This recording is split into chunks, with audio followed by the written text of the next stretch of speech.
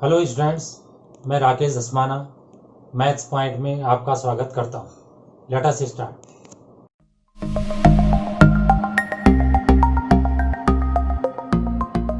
Class 12 mathematics के अंतर्गत integral sum कर रहे हैं।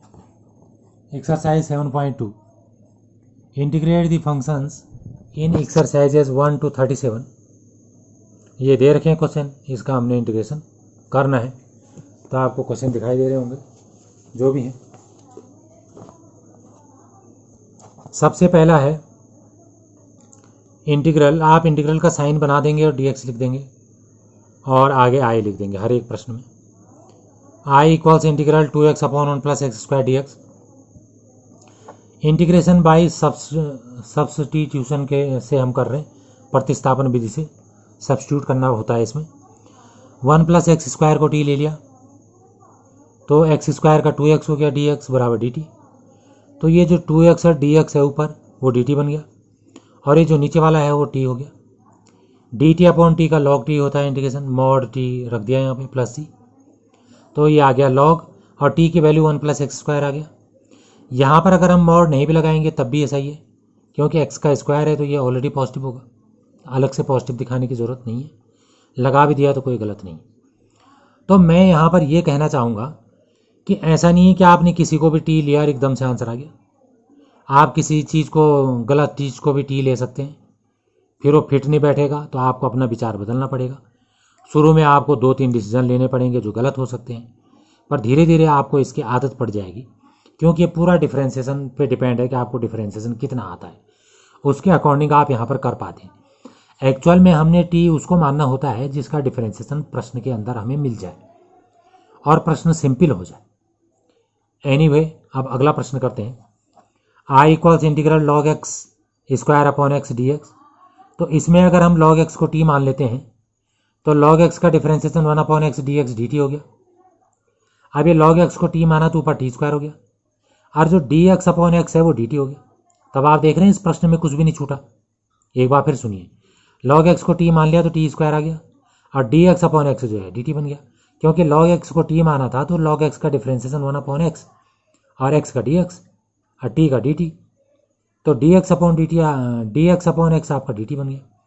अब पूरा का पूरा t आ चुका है प्रश्न में, तो टी स्क्वायर का टी क्यूब बाई 3 आ गया, क्योंकि आपको पता है x की पावर n का इंटीग्रेशन क्या होता है, x की power n plus 1 upon n plus 1।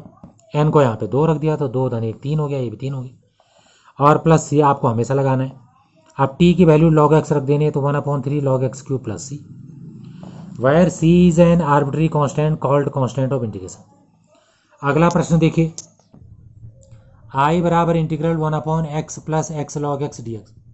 अब ये प्रश्न है, मान लीजिए यहाँ पे कोई log x को t मानेगा तो फिर उसे काफ़ी मेहनत करनी पड़ेगी।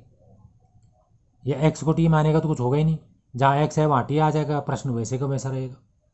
तो धीरे धीरे करके पता चलता है कि इसको t लेना है। फिलहाल हमने इसमें x को कॉमन ले लिया।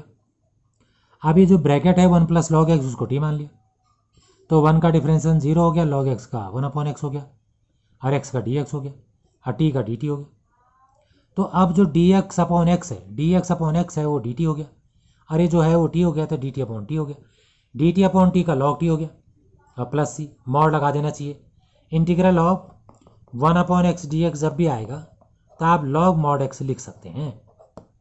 उसका कारण यह है कि log नेगेटिव का नहीं होता। अब t के बदले 1 प्लस लॉग एक्स रख दिया और प्लस c आ गया। अगला प्रश्न देखिए, integral sine x sine of cos x d x. इस प्रश्न में भी कोई साइन एक्स को पहले t ले लेगा, फिर उसे कुछ नहीं मिलेगा, फिर इस तरीके से लगा रहेगा। एनीवे, कॉस एक्स को आप t ले लीजिए तो कॉस एक्स का minus sine x d x d t आ गया, माइनस को इधर कर दीजिए, sine x d x minus d t आ गया। अब इसे पढ़िए साइन एक्स, तो ये भी साइन एक्स है, और डी एक्स तो साइन एक्स और डी एक्स मिल क्या बन गए, माइनस डी टी। बचा ये साइन ऑफ कॉस एक्स, लेकिन कॉस एक्स को टी माना है तो साइन टी बन गया। दो फायदे हो गए, एक तो ये एडजस्ट हो गया, दूसरा सब जगह टी हो गया। अब एक्स नहीं बचा इसमें, अब माइनस को बाहर कर दिया, साइन टी का इंटीग्रेशन माइनस कॉस टी होता है। अब टी की वैल्यू रख दी, कॉस एक्स प्लस सी हो गया। अगला प्रश्न, आई बराबर integral sine of a x plus b cos a x plus b d x. तो इसमें मैंने साइन एक्स प्लस बी को टी मान लिया, तो साइन का डिफ्रेंसिएशन कॉस होता है, साइन एक्स प्लस बी का हो गया cos a x plus b, और ए एक्स प्लस बी का भी होगा मल्टीप्लाई में चेन रूल से, और टी का डी टी हो गया, ए एक्स प्लस बी का ए हो गया, लेकिन इस ए को इधर कर दो तो cos a x plus b d x d t upon a हो गया। इसका मतलब जो cos a x plus b d x है उसको लिखेंगे डी टी बाई ए, और जो sine a x plus t है उसको टी लिखेंगे, तो लिख दिया। तो यहाँ पर वो टी लिख दिया, दूसरा ये लिख दिया, ए को बाहर कर दिया 1/a, तो टी डी टी का हो गया टी स्क्वायर बाई 2, और टी की वैल्यू रख the sign a x plus b और प्लस सी। तो यहाँ पे टी का आप समझ गए होंगे, टी डी टी का क्या हुआ, तो टी की पावर 1 मान ली, तो जितनी पावर होती है उसमें 1 जोड़ देते हैं, तो ये हो गया टी स्क्वायर बाई 2। एनीवे, तो ये आपके सामने आंसर आ गया 1/2a साइन स्क्वायर ए एक्स प्लस बी प्लस सी, टी की वैल्यू रखने के बाद। लेकिन हम इस प्रश्न को अगले मेथड से करते हैं, और लिखा है यहाँ पे, इसी को दोबारा करते हैं। तो आई बराबर आ गया integral sine a x plus b cos a x plus b d x.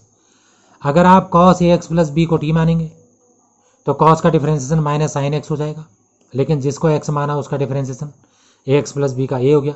अब माइनस को और ए को इधर कर दिया, तो sine a x plus b और d x minus d t upon a हो गया, और जो cos a x plus b है उसे टी मान लिया, तो -1 अपॉन ए बाहर आ गया, तो टी डी टी का हो गया टी स्क्वायर बाई 2। अब टी की वैल्यू रख दी, तो -1/2a कॉस स्क्वायर ए एक्स प्लस बी प्लस सी आ गया। इसमें आप ऐसा भी कर सकते थे कि ये जो है sine a x plus b into cos a x plus b d x है, तो इसको 1/2 और 2 कर दिया, इसको 2 साइन ए कॉस ए मान लो, इतने को मैं कैपिटल ए बोल रहा हूँ, तो 2 साइन ए कॉस ए होता है साइन 2a। अब जितना ये दिख रहा है उसको टी मान लिया, तो ए एक्स का डिफरेंशिएशन ए हो गया 2 इंटू में आ गया, तो डी एक्स हो गया डी टी अपॉन 2a, तो डी एक्स को डी टी अपॉन 2a लिख दिया, ये साइन टी हो गया 1/2 पहले से बाहर है, तो ये 1/4a हो गया, तो ये साइन टी डी टी हो गया, साइन का इंटीग्रेशन माइनस कॉस टी होता है, और टी की वैल्यू रख दी, तो आंसर आ गया -1/4a cos 2a x plus b plus सी।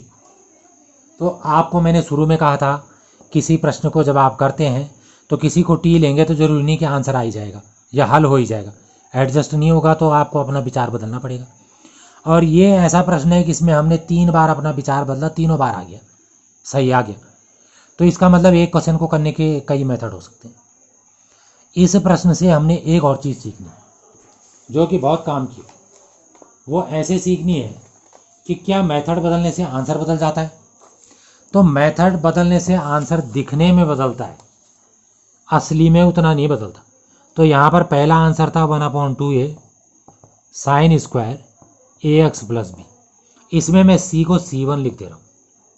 और इसमें दूसरा आंसर था -1/2a कॉस स्क्वायर ए एक्स प्लस बी, इसमें सी को मैंने C2 लिख दिया। 2 आंसर हमने 2 तरीके लगाने पे आया, लेकिन प्रश्न एक ही है। मान लीजिए ये वाला आंसर A1 है और ये वाला आंसर मान लो A2, तो अगर आप A1 में से A2 को घटा देंगे तो आपको बहुत इंटरेस्टिंग मिलेगा। 1/2a कॉमन हो जाएगा, इसमें बचा साइन स्क्वायर ए एक्स प्लस बी। अब चूंकि इसमें सी से घटा रहे हैं तो माइनस का प्लस हो जाएगा, कॉस स्क्वायर ए एक्स प्लस बी, और चूंकि घटा रहे हैं तो C1 माइनस C2 हो जाएगा, तो ये 1/2 हो गया। Sine square theta plus cos, इतने को थीटा बोलो, सेम जो है, तो sine square theta plus cos square theta 1 होता है, तो C1 माइनस C2, ये भी कांस्टेंट, ये भी कांस्टेंट, ये भी कांस्टेंट, तो एक कांस्टेंट लैम्डा आ गया। तो आपने देखा कि अगर किसी सवाल को आप ज़्यादा तरीके से कर भी देते हैं तो उसके दोनों आंसर में जो डिफरेंस होता है वो कांस्टेंट का होता है। आप कहोगे पहले में से दूसरा घटाना जरूरी है क्या? कोई नहीं, दूसरे में से पहला घटा लो।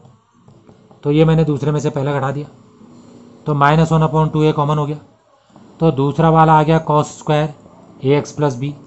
अब चूँकि इसमें से घटा रहे हैं तो इसमें माइनस आएगा, माइनस कॉमन ले रखा तो प्लस ही हो जाएगा, तो ये हो गया साइन स्क्वायर ए एक्स प्लस बी, और यहाँ पर आ जाएगा C2 माइनस C1। फिर से cos square plus sine square 1 होता है, तो आप देख रहे होंगे मिलजुल के एक कांस्टेंट आ गया, मान लो ये म्यू है। तो आपने देखा कि आंसर जो है अगर 2 आ भी जाते हैं किसी प्रश्न के तो उन आंसर का डिफरेंस कांस्टेंट होता है, वेरिएबल का अंतर नहीं आता। और अगर वेरिएबल का अंतर आ रहा है तो इसका मतलब उसको हम हटा नहीं पा रहे, पर वो हटेगा जरूर, कांस्टेंट जरूर रहेगा। एनीवे, अगला प्रश्न करते हैं। Integral root a x plus b d x. तो root a x plus b को टी मान लिया। अगर आप root a x plus b को टी स्क्वायर टी मानेंगे तब भी हो जाएगा। तो ए डी एक्स बराबर डी टी हो गया, तो डी एक्स बराबर डी टी अपॉन ए हो गया। तो ये रूट टी हो गया, ये डी टी अपॉन ए हो गया। यहाँ से 1 अपॉन ए बाहर आ गया, रूट मतलब टी की पावर हाफ हो गई, एक्स की पावर एन हो गया, x power n plus 1 upon n plus 1। N में हाफ को बोल रहा हूँ, सिंप्लीफाई कर दिया, टी के बदले ए एक्स प्लस बी रख दिया, तो सी यहाँ पे कांस्टेंट है, ये आंसर है। अगला प्रश्न देखिए, x root x plus 2 d x. तो एक्स प्लस 2 को टी मान लिया। आप प्रैक्टिस करना टी रखने की। तो डी एक्स सब्स्टिट्यूशन मेथड इसमें लग रहा है, एक्स का डी एक्स हो गया, टी का डी टी हो गया। तो ये जो बाहर एक्स है वो भी हटाना है, तो एक्स को यहाँ पे से एक्स को क्या लिखेंगे बताओ, यहाँ से टी माइनस 2, और ये रूट एक्स प्लस 2 को क्या रखेंगे, टी रखेंगे। सब जगह टी हो गया, ये टी रूट मतलब आधी पावर, अंदर इंटू हो गया, ये पावर में मल्टीप्लाई में पावर जुड़ गई। अब इसे इंटीग्रेट कर दिया एक्स की पावर एन से। इंटीग्रल एक्स की पावर एन क्या बताया, एक्स की power n plus 1 upon n plus 1। एक बार एन को 3/2 रखिए, एक बार हाफ रखिए, सिंप्लीफाई कर दीजिए और टी की वैल्यू एक्स प्लस 2 रख दीजिए, तो ये आपका आंसर आ जाता है। अगला प्रश्न देखिए, आई बराबर integral x root 1 plus 2 x square d x. धीरे धीरे आपको टी रखने की आदत पड़ जाएगी। यहाँ पर एक्स स्क्वायर का डिफरेंशिएशन 2x होता है, तो 2 तो हम कर ही लेंगे, एक्स तो है इसलिए इसे टी मान के फायदा है। तो 1 प्लस 2 एक्स स्क्वायर को टी मान लिया, तो एक्स स्क्वायर का डिफरेंशिएशन 2x और 2 पहले से है, तो 4x dx dt हो गया। तो x dx dt अपॉन 4 हो गया। तो ये जो x dx है वो dt अपॉन 4 हो गया, बचा ये रूट रूट लिख दिया और जो अंदर है उसे टी मान रखा। 1 अपॉन 4 बाहर आ गया, रूट टी मतलब टी की पावर हाफ, और टी की पावर हाफ का हो गया टी की power half plus 1 upon half plus 1, और हाफ प्लस 1 3/2 होता है, नीचे वही हो गया, और 3/2 ऊपर जाके 2 अपॉन 3 हो गया। इसको सिंप्लीफाई कर दिया और टी की वैल्यू रख दी, सी यहाँ पे कांस्टेंट है। अगला प्रश्न, आई बराबर है 4x plus 2 root x square plus x plus 1 d x. जल्दीबाजी नहीं करी हमने, इन दोनों में 2 कॉमन ले लिया पहले, तो ये 2x प्लस 1 हो गया, और root x square plus x plus 1 d x. धीरे धीरे टी की आदत डालिए, सब्स्टिट्यूट करना सीखिए।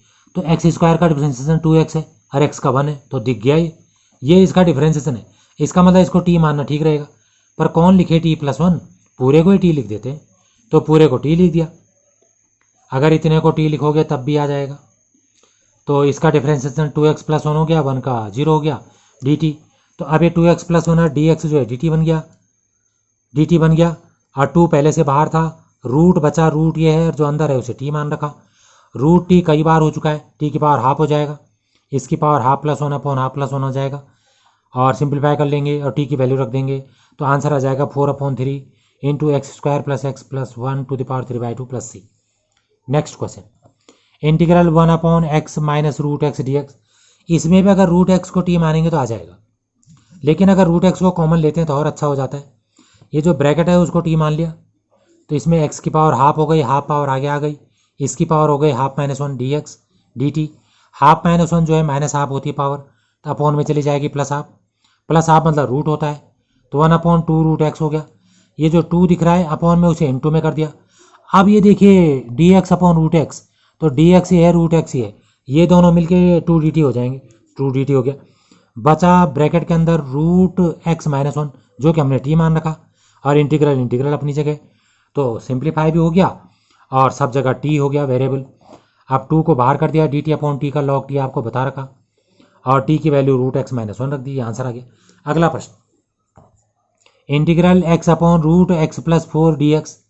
एक्स यहाँ पे पॉजिटिव है, तो इसमें जो है एक्स प्लस 4 रूट सही थी, टी मान ली, तो एक्स प्लस 4 जो है यहाँ पे टी स्क्वायर हो जाएगा, तो इसका डी एक्स जो है वो 2t dt हो जाएगा। तो अब आप देखिए ऊपर x है, तो x को यहाँ पे टी स्क्वायर माइनस 4 रखेंगे, और नीचे पूरे को हमने t मान रखा, और dx हमारा जो है 2t dt आ रखा। अब t से t कट गया, 2 बाहर आ गया, T square minus 4 dt upon dt आ गया, टी स्क्वायर का t³ बाई 3 आ गया, और माइनस 4t आ गया प्लस c। अब जहाँ जहाँ टी है वहाँ रूट एक्स प्लस 4 रख दिया। अब रूट एक्स प्लस 4 इनमें कॉमन ले लिया, 2/3 भी कॉमन ले लिया। इसमें 3 पावर हैं, अगर रूट को मिला के बोलें तो 3/2 पावर है। एक पावर बाहर आ गई और आधी पावर अंदर बची, और यहाँ पर पूरा ही बाहर आ गया ये, तो ये 12 हो गया, और 4 प्लस में है तो -8 हो गया। ये आंसर आ गया। आपके माइंड में आ रहा होगा कि हम ऐसा नहीं कर सकते थे कि x प्लस 4 को t मानते, तो मान लो x प्लस 4 को t मान लिया, तो यहाँ से dx बराबर dt हो गया। तो i बराबर हो गया, ऊपर x है, x को यहाँ से बोलो t-4, और नीचे है रूट, और जो रूट के अंदर है उसे t मान रखा है, रूट t, और dx, इसका dx बराबर dt है, तो यहाँ पे dt आ गया। अब t यहाँ पे एक पावर है, यहाँ पे आधी पावर है, आधी पावर बची, और यहाँ पे t है ही नहीं, तो ये हाफ पावर ऊपर जाके -हाफ पावर हो जाएगा dt।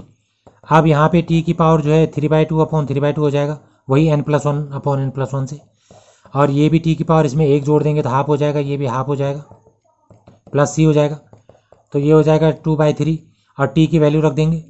t की वैल्यू ये है x प्लस 4, तो इसकी पावर हो गई 3/2, और ये 4 to 8 हो जाएगा, ये हो गया x प्लस 4 की पावर हाफ हो जाएगा। तो आप देख रहे होंगे ये वही है जो ये है। तो कैसे भी करो आप क्वेश्चन कर सकते हो। थैंक्स। अगर आपको वीडियो पसंद आई हो तो इसे लाइक करें, शेयर करें, सब्सक्राइब करें, और लेटेस्ट वीडियो जानने के लिए बेल आइकन को प्रेस करें।